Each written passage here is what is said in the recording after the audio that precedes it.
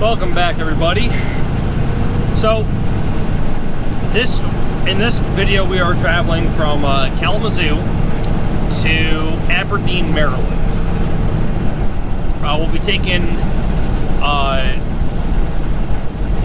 going out east. We're going to be going by way of Interstate 80 and US 322, which is our typical route for running the southern portion of like New Jersey, Maryland, that type of area. This load is going to be water heaters. It is a one-stop, but should be a decent haul. We'll be staying in Perrysburg, Ohio tonight, and then driving out the rest of the way on Wednesday.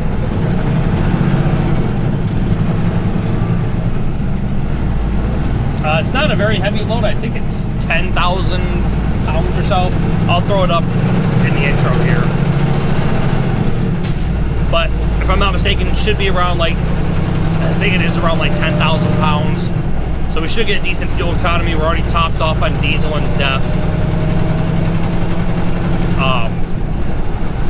There's no backhaul attached to this yet, which is fine. Oh, excuse me.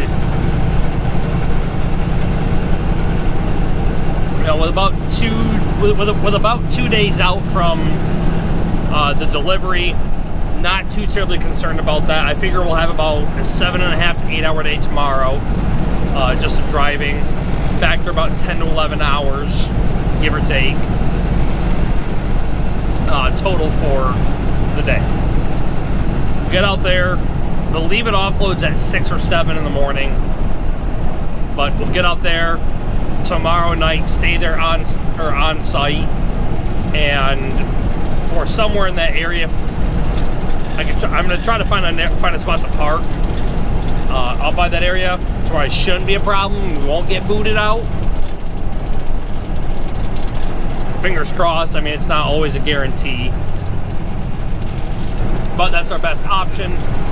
It's been a long time since I've traveled Maryland. I don't want to say religiously, but often enough to where I know the places where I can stop. And just with how tight things are going to be, it just makes more sense for me to stay on site, get offloaded, and then try to find someplace to park right after that.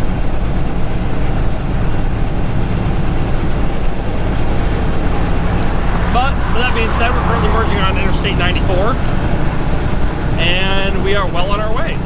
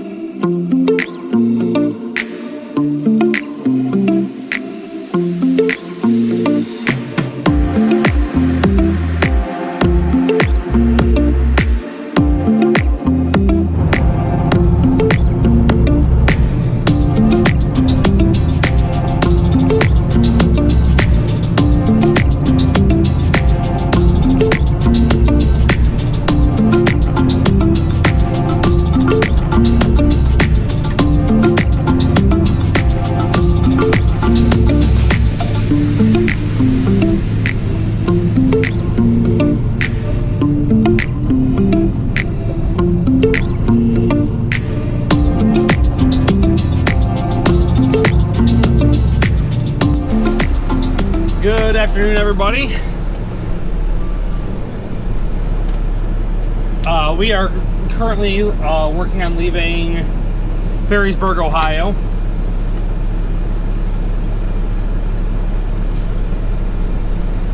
Got stopped down here last night, and we didn't stay at the Pilot. We actually stayed at the there's a kind of a cheaper motel out here. And so in the past, with one of my other companies, the trainer that I had told me that if you can ever park at the Pilot, you can always go down the street and park in that empty lot. So that was what we did, and it was super quiet. And I love it when it's that quiet.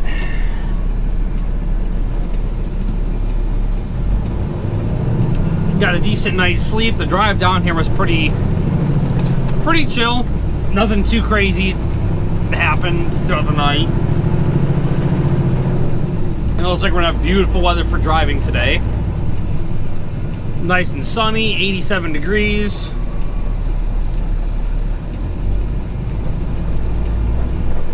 Yeah. Not too bad at all. We stopped and I got some, stopped and I got my morning cantaloupe from the pilot down the road. And got the Go juice.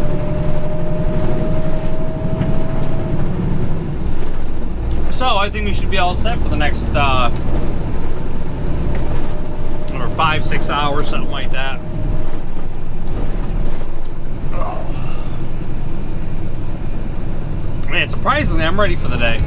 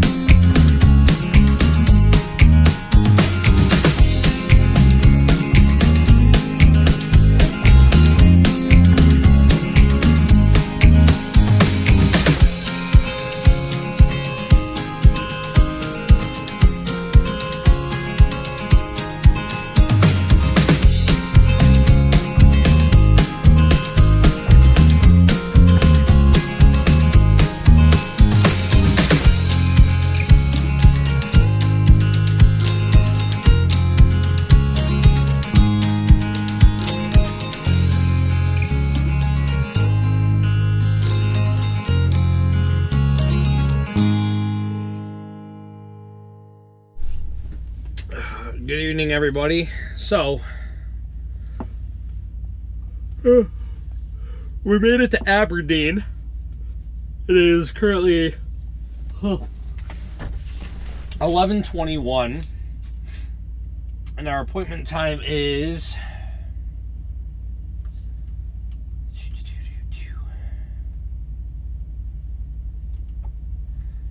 going to be 6 in the morning. And then, I don't know, we'll figure something out from there. Yeah, I'll check and see how far away our pickup is, and if we got to go to a safe haven or something like that, we can do something like that. But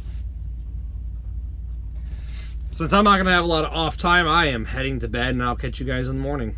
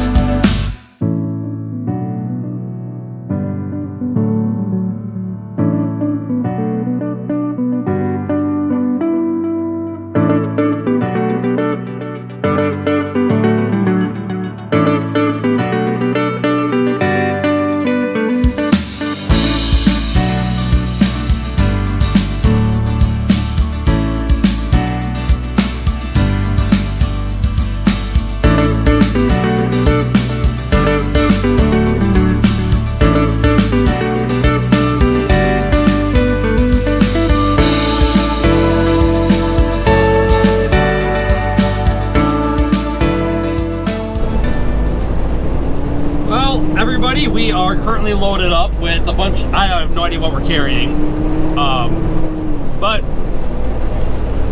oh, where are my glasses? There we go. Get the welding goggles on. Getting blinded currently. Let me just. There we go. Pump the seat up a bit. We're on I-80. And, I don't know, we're loaded up with a bunch of dry goods for our Lansing delivery. Not too heavy, I think about 21,000 pounds. Thinking about stopping in Hubbard tonight. I got a bit of a headache. I think I just got kind of poor sleep last night. But kind of an update as to like what happened this morning. So I didn't really talk about it too much. But I got into, I come to find out I've actually been to that facility before. There's a food delivery location out there that I've been to in the past. And it didn't quite click with me like right away, like where I was. So I got up to the front, up to the gate. And I won't say what company it was. I'll just describe the event, basically. So I got up to the front gate, and the guy asked me if I had been up to the front. And he kind of got an attitude with me. I'm like, well, is this address, X address, 123 Alphabet Street, whatever. And he goes, I understand what you're saying, but what I'm asking you is, did you go up to the front to check in? And I said, well, no. I said, I'm asking you about this address. Is this where I need to go? This is the company I'm looking for. And he kept telling me that I needed to go inside and go check in. And he kept more and more attitude, and I'm like, I'm just trying to ask a simple question. Like, I'm just trying to do my job. I'm just trying to be a decent individual. You know, but when people treat, I'm just here to work. Like, wasn't being rude up until the very end where I kind of just, he told me to don't go inside but turn around. So I got into this little empty parking lot, and I found out, like, I looked over and, like, the place that I was going to wasn't even a part of that food delivery location, but it was right next door. And he could have just pointed me there and just said, hey, yeah, I know the place you're looking for is right there. So people are just chaotic. I mean, it's madness. And it's not the first time I've had a problem with, you know, I try to be as nice and as respectful as I can, because, you know, they've got a job to do, I've got a job to do, you know, but there's a way to go about this. And he definitely did not handle it very, very professionally. But that's not the first time, and it certainly won't be the last. Either way, we got our tent finished off there. Drove down to Lancaster. Picked up in Lancaster, PA. And now we're making our way back to Lansing.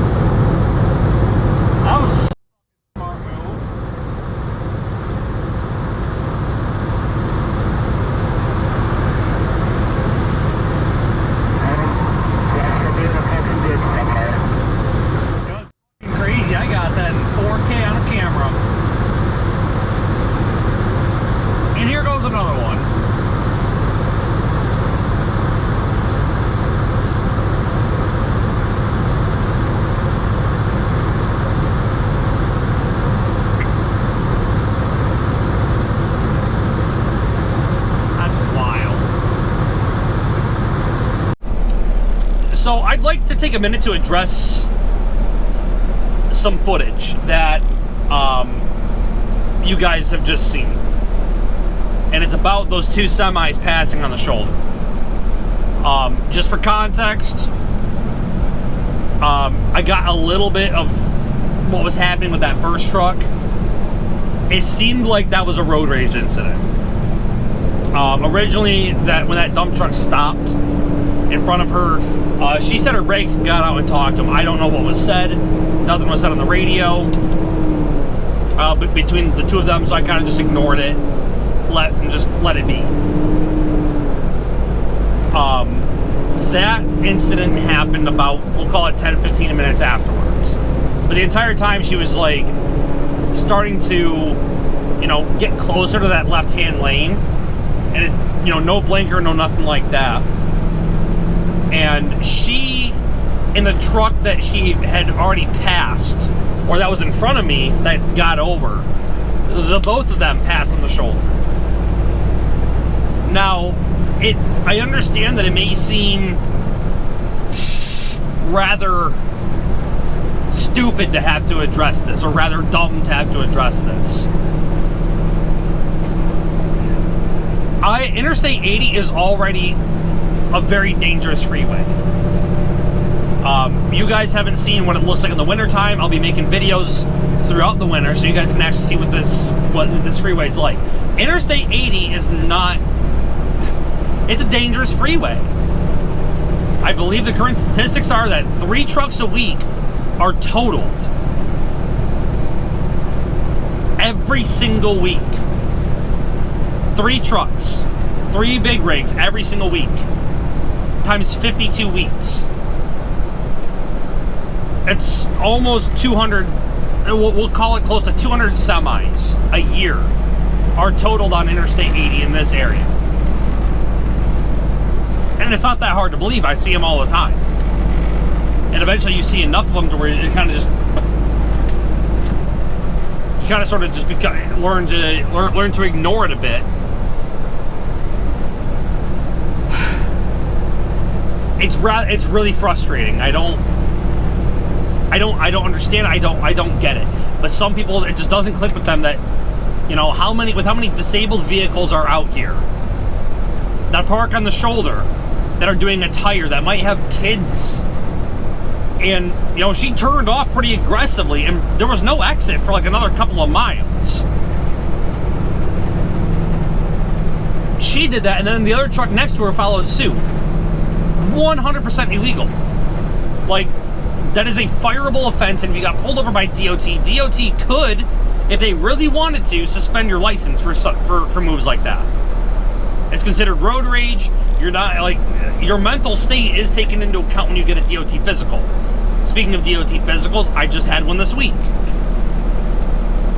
I had one on Monday. And if you're not in a healthy enough mental state to be behind the wheel, I mean, these doctors have every right to deny you a physical. Driving a big rig is a privilege. It's not a right. But some of these people act so entitled that they just blast right on past everybody. And what happens when there's a car there and you pile into them, right? You're in Michigan. Not earlier last week, we had a state trooper. Prime example. It doesn't involve a semi, you know, colliding, but a state trooper had pulled over a semi truck, and he was performing a roadside inspection, and a white Ford Explorer or something, whatever it was, you couldn't really, it looked like a Ford Explorer, piled into the back of that state trooper's patrol vehicle. That state trooper passed away.